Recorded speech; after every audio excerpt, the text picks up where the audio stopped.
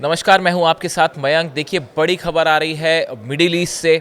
आपने सुना होगा कि हमास जो है वो सीज़ फायर के लिए तैयार हो गया है। हमास ने गज़ा में सीज़ फायर की शर्तों को लेकर हामी भर दी है, जिसके बाद अब बड़ी मुश्किल में फंस गए हैं बेंजामिन नेतन्याहू, इजराइल के प्रधानमंत्री, कि क्या इस सीज़ फायर को स्वीकार किया जाए या ना किया जाए। देखिए, ये पूरी कहानी हम आपको बताते हैं कि ये सीज़ फायर की बात कैसे आगे बढ़ी, कैसे हमास इस पर राजी हुआ है, और सबसे बड़ी बात, अब नेतन्याहू इस पर क्या करने जा रहे हैं। देखिए, मिस्र और कतर, ये दो कंट्रीज हैं जिनकी मध्यस्थता इस पूरे मुद्दे पर चल रही थी काफ़ी वक्त से। और इनकी मध्यस्थता के बाद कल जो है वो हमास की तरफ से ऐसा बयान आया कि हमास जो है वो इस नए सीज़ फायर को, जो नया प्रपोजल सामने आया है, उसको लेकर वो एग्री कर रहा है। अब देखिए, इस पूरे मामले में पहली बात तो ये है कि आखिर ये शर्तें क्या होंगी सीज़ फायर की, ये समझना बेहद ज़रूरी है। नए प्रस्ताव में 60 दिनों का युद्ध विराम होगा, 60 दिन के लिए सीज़ फायर होगा, बात नंबर 1।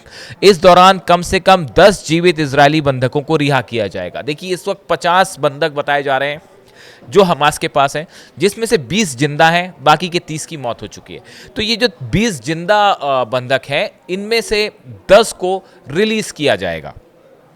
उसके बाद जो कुछ शव हैं, डेड बॉडीज हैं, वो भी लौटाई जाएंगी। इस तरह की खबरें हैं, यानी कि 10-20 जो जिंदा बंधक हैं, उनमें से 10 रिहा किए जाएंगे, और बचे हुए जो 30 हैं जिनकी डेथ हो चुकी है, उनमें से कुछ की डेड बॉडीज जो है वो रिहा की जाएगी।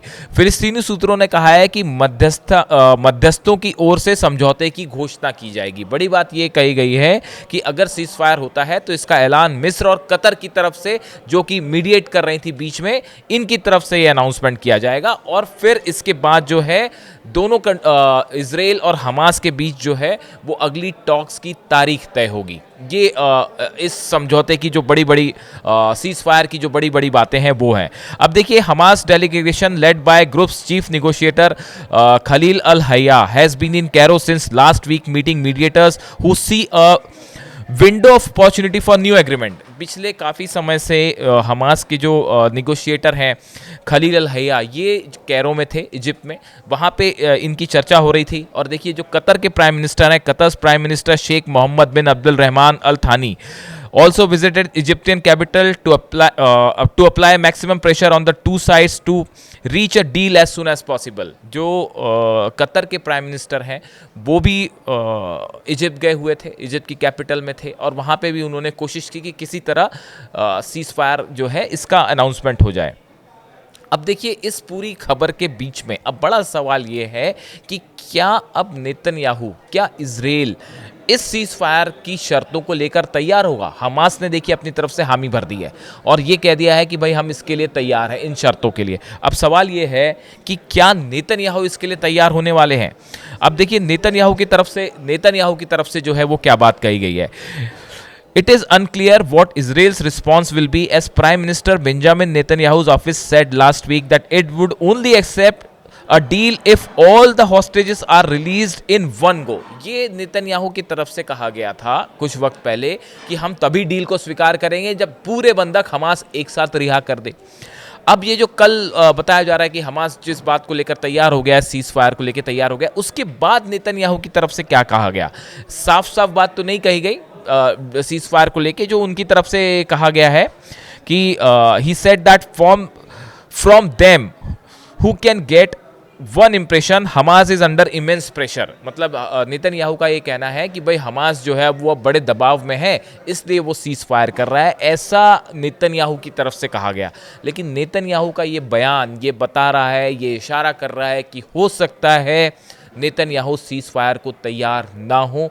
पिछली बार भी हमने देखा था, पिछली 2 बार ऐसा हो चुका है कि सीज फायर की बात सामने आई, पहले नेतन्याहू उसमें अपनी नई शर्तें लगाते रहे, उसके बाद जब सीज फायर हुआ तो अचानक उसे बीच में तोड़ भी दिया गया। तो इन हालात में अब क्या सीज फायर की बात आगे बढ़ पाएगी, ये बड़ी एक सवाल है। देखिए, इजराइल में युद्ध को रोकने के लिए और गजा में जो कुछ हो रहा है उसे रोकने के लिए बड़ी संख्या में जो है वो लोग सड़कों पे हैं इजराइल की। तेल अवीव में अभी हाल ही में हमने देखा, पिछले संडे को बहुत ज़बरदस्त प्रोटेस्ट हुआ और बताया जा रहा है कि 22 महीने का सबसे बड़ा प्रोटेस्ट था और लाखों लोग जो है वो इस प्रोटेस्ट में शामिल हुए थे। इन हालात में ये बड़ा सवाल है कि क्या नेतन्याहू अब इसके लिए तैयार होंगे? इजराइल की तरफ से ही कहा जा रहा है, इजराइल के वो लोग जो जिनके रिलेटिव्स बंधक हैं उनकी तरफ से ये कहा गया कि जो है हर हालत में उन बंधकों को छुड़ाना सबसे बड़ी आवश्यकता है। देखिए, जब से ये युद्ध शुरू हुआ, गाज़ा में वॉर शुरू हुआ, तब से अब तक जो है करीब 62,000 से ज़्यादा लोगों की मौत हो चुकी है और करीब 1,56,000 लोग घायल हो चुके हैं। इन हालात में फ़िलिस्तीन में, गाज़ा में क्या सिचुएशन है वो पूरी दुनिया देख रही है। ऐसे हालात में बहुत ज़रूरी है, पूरी दुनिया का इस बात के लेकर दबाव है कि किसी भी सूरत में आज सीज़ फायर होना चाहिए। अब डोनाल्ड ट्रंप इस बारे में क्या सोचते हैं? देखिए, US president Donald Trump meanwhile wrote on social media, we will only see the return of remaining hostages when Hamas is confronted and destroyed. ये थोड़े समय पहले ट्रंप का बयान आया था कि जब हमास पूरी तरह से ख़त्म हो जाएगा तभी होस्टेज रिलीज़ हो पाएंगे।